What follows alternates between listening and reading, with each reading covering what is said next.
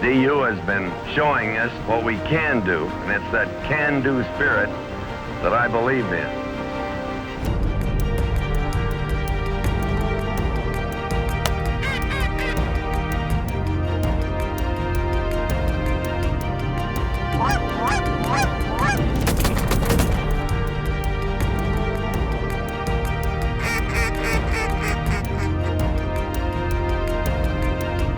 Take it.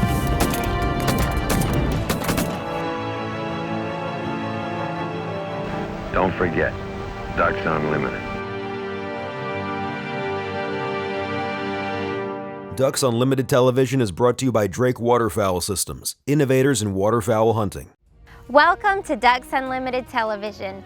I'm Ainsley Beeman, and I am thrilled to be here at Honeybreak Lodge in my home state of Louisiana for an early season teal hunt. Almost exactly 1 year ago today, we were here doing the exact same thing, but unseasonably cool weather drastically reduced our opportunity. So we came back with that same hope of some great wing shooting action, and that we got. I was joined by singer-songwriter Philip Layman's and up-and-coming country music artist Dylan Scott. Sit back and enjoy the all-new DUTV.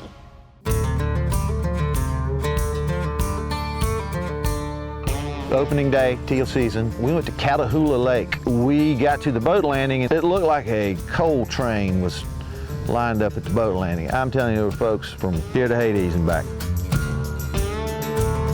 Just like we always do, we open a day on Catahoula Lake for teal season. It's kind of a rite of passage. The birds always hit there first, so it's just one of those things you do every year. The good news is this year we didn't sink the airboat when we were putting it in like we did last year.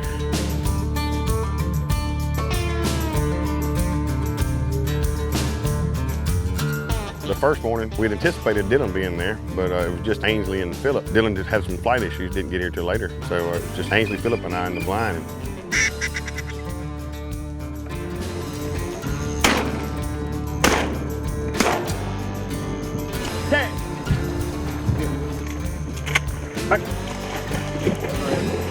Good shot there. Thank you. What was amazing is I'm there and I'm thinking, okay, I've got this young lady who has not held a shotgun, I'm sure. She raises up and dusts off two right off the bat, and I hadn't pulled the trigger. And I said, I just told her, I said, this gun doesn't kick at all. And she kind of looked at me, she says, I'm sorry if I didn't mean to hurt you. I said, oh, let me tell you, keep shooting. So I knew I had my day cut out for me.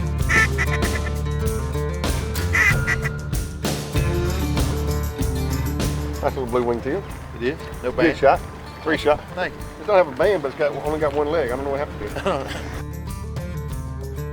it. We are having a great time shooting some teal and just enjoying the mornings. Honeybreak Lodge is the coolest place on the planet, by the way. That's right. It really is.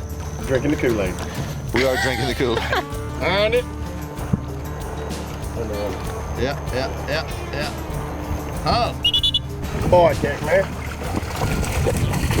Good shot, ain't it? Thank you. No, did I? We actually ended up transitioning about halfway through our hunt. We got in on some really great action.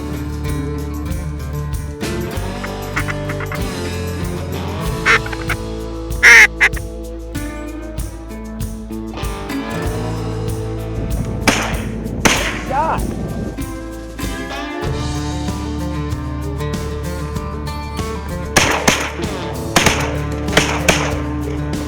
That's some good shooting right there, fellow.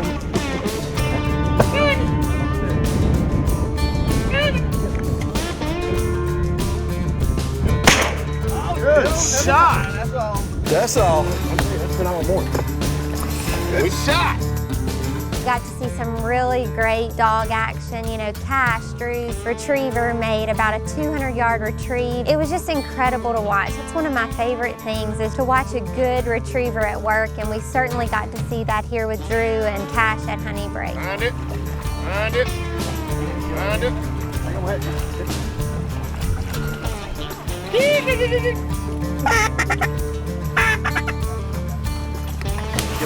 Get it.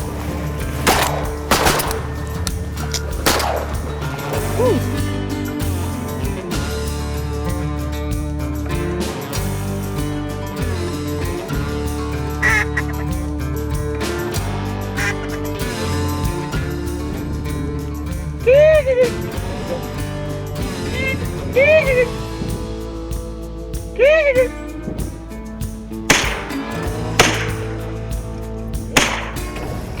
shooting, Jim. Thanks. We're shooting that blue-winged teal. They're a toothsome quarry. Toothsome quarry. Quite a challenge for any scattergunner. Quite the challenge. Here. I told Philip it'd be entertaining with Drew, but add Philip to the mix and we're having a great time. It's a party.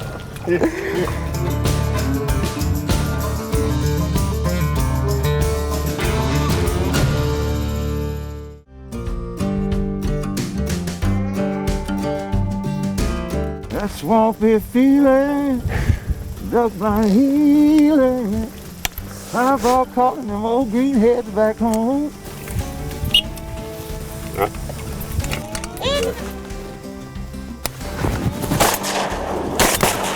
So Philip and Ainsley and Drew and the guys went out the day before, and they were talking about how they were just pouring in, and I was looking forward to getting out there. My first time of the season. And so we got out there and it was a little different. Never had cameras in my face while I was duck hunting, but we had a good time. You right there. Take it.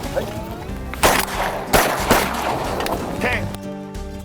The morning of the second hunt was really great because Dylan was here and we were excited to kind of have the whole group together, and we had a really neat setup. We were all set up, scattered about on this grassy knoll, and just after shooting hours, we had a ton of teal just come in and kind of get right there in our face. It was really, really exciting, and then, you know, later on just to kind of watch them all come down this ditch bank.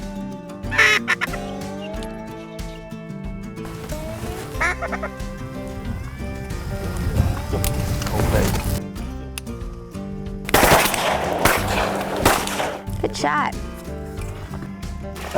Picked up both of them. Y'all picked up both of them.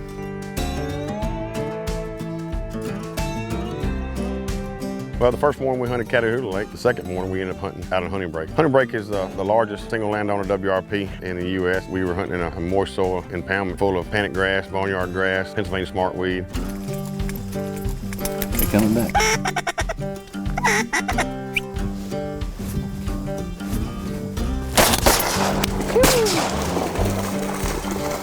Now we're getting somewhere. Yeah. Business is picking up.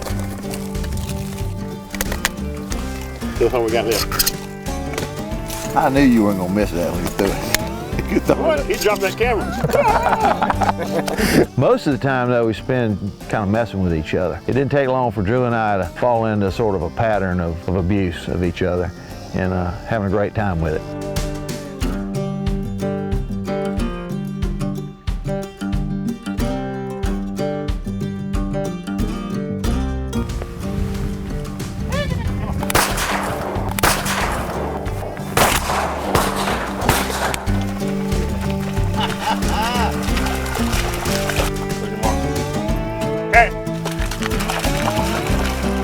The best thing about this morning was just getting to hang out and hunt with Ainsley and Drew and Philip and these guys, and just, getting a break from the road. Yeah. That's the country music version.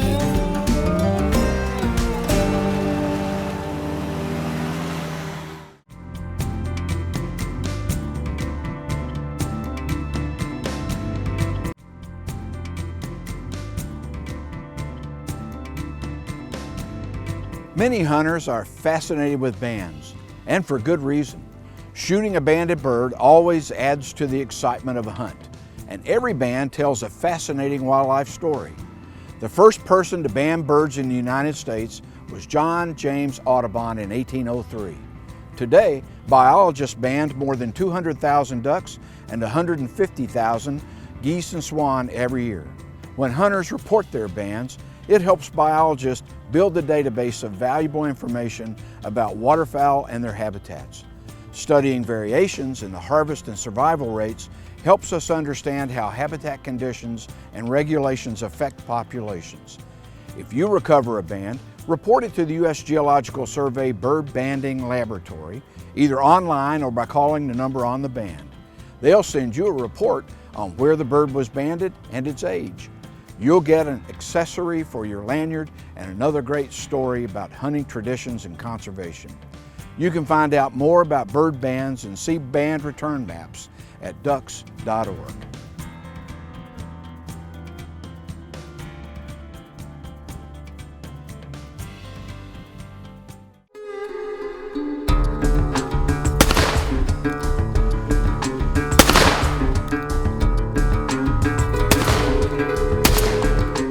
Decided that we were going to go out and try out Honey Break sporting clays, and we had a big time doing that. Got to kind of pick at each other a little bit more with our shooting skills.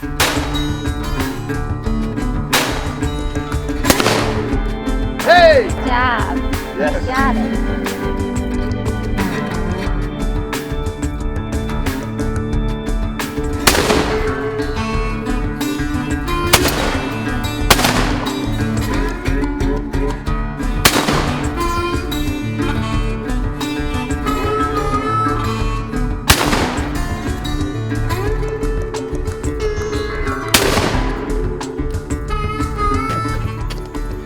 More of that. Pure love.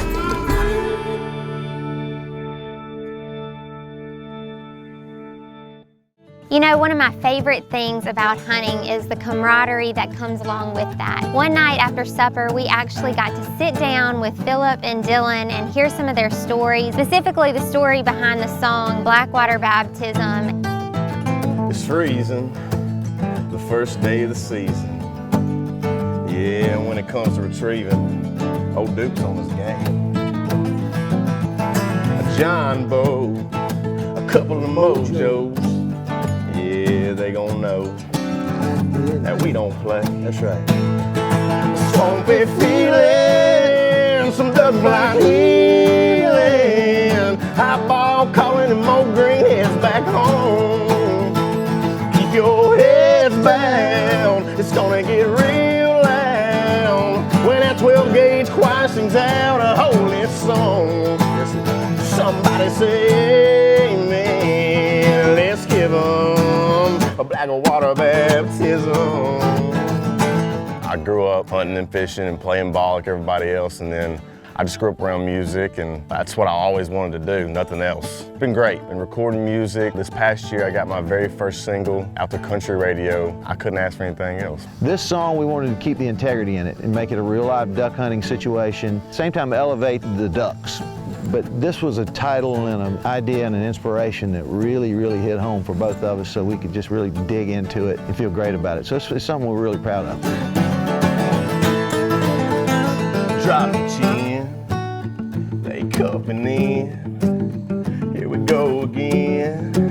Somebody say when, a swampy feeling, some duck blind healing, high ball calling and more greenheads back home.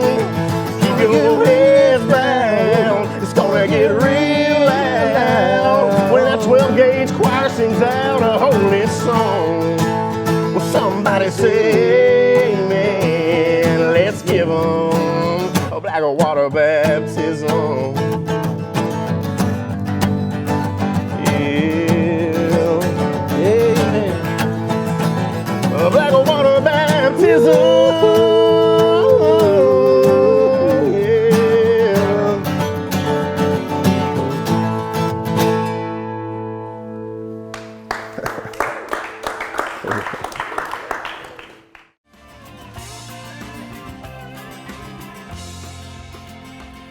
The successful waterfowl retriever has to learn to hunt cover at the water's edge to pull out birds that would otherwise be lost.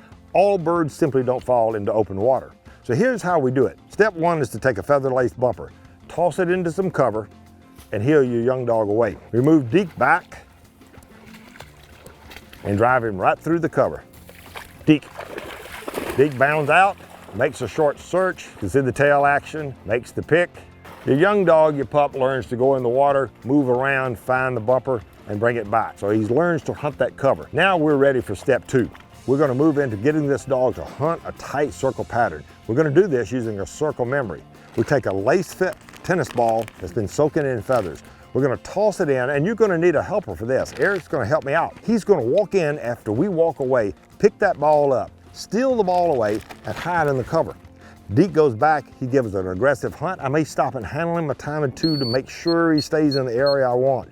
Aggressively hunting. When I think he's doing a great job, I'm gonna signal Eric, he'll toss the ball back in. Boom, he makes a find exactly where the bird went down. This will keep the dog in a tight hunting pattern. Good lad, well done.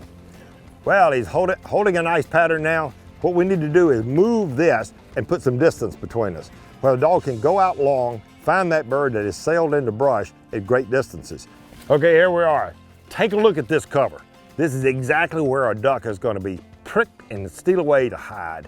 So we're going to toss in a bumper, go to the far side of the lake and pick the bumper all the way across this lake. And Deke has to come in here and hunt this pattern. This is called a circle memory. Good boy, good boy. Having a great hunting dog in the field requires preparation in realistic hunting conditions. So go prepared. We'll see you next time. Duck Dog with Mike Stewart is presented by Purina Pro Plan, nutrition that performs. After the first hunt, we got word that Philip actually really enjoys cooking. He started talking, he was like, you know, Drew, I'd really like to fix some of these birds for you guys. So tonight, he is actually going to be preparing a portion of our meal, and I'm excited to taste that. If it's anything like his songwriting, I know it's going to be great. Oh yeah, I gotta cook some teal tonight. I'm gonna do a little Georgetown, South Carolina famous called Bloody Duck. It's real simple. You'd have to hypnotize me to get it, but I'll probably end up giving it away tonight anyway. But we'll do that a little bit. Should be good, hopefully. Key to it is this little sauce, and it's a simple thing. Red currant jelly and 1 part sherry and 1 part of all things ketchup. And that sauce, you just kind of get it good and warm, let it blend. Pour it over the hot ducks when they come out and give it about not more than 10 minutes, no less than 5 probably to rest. And you carve them at the table over some wild rice, knock the socks off, because it's good. But it's rare, it's rare duck, and which I like. But most people that don't like rare duck love this. My wife, this Christmas dinner, if I got a canvas back, oh, we'll have it. We can take the day off. I'm gonna sear these and use that sauce today. Philip not only can play the guitar, sing, not only is he a Cracker Jack shot, but he can also live off the land. He can also eat what he killed. He cooked up some fine little duck hors d'oeuvres.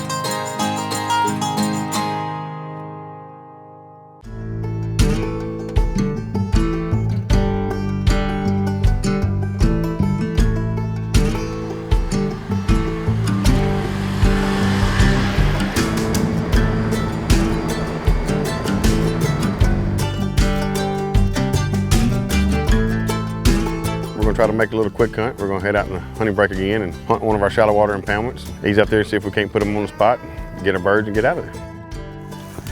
The bug spray is gonna be a hot commodity, I believe. They gnawed the bottom off this thermocell already up here.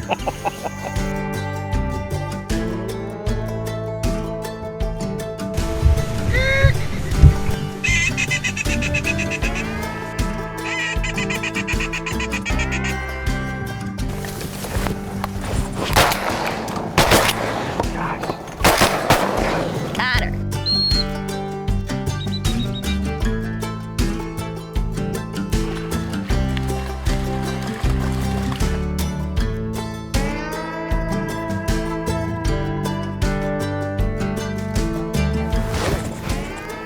Get up out of there. Like that.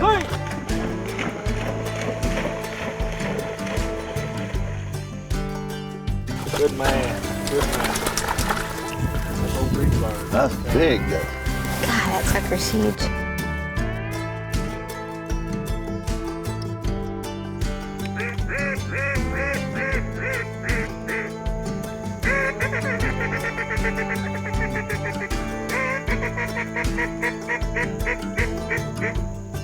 Dadgummit. Well, day 3 was a beautiful morning. The wind died down a little bit. We had a few teal come in pretty early. Things kind of slowed down a bit, but we still had a good time, wouldn't you say, guys? Yeah. Yeah? Great day. Great day. Overall, a great time here at Honey Break. We got in on a couple of good hunts, had a big time getting to know these guys and sharing a blind with them. Look forward to hopefully doing it again one day. What you say? I can live with that. I can live with that. A little Blackwater baptism for you. That's right.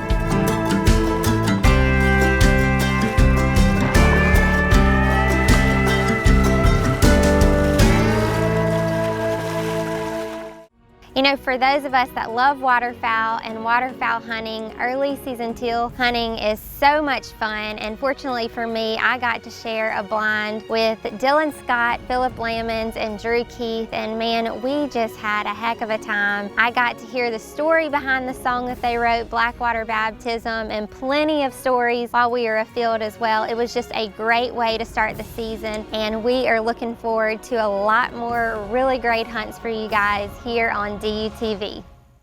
12-gauge choir sings out a holy song.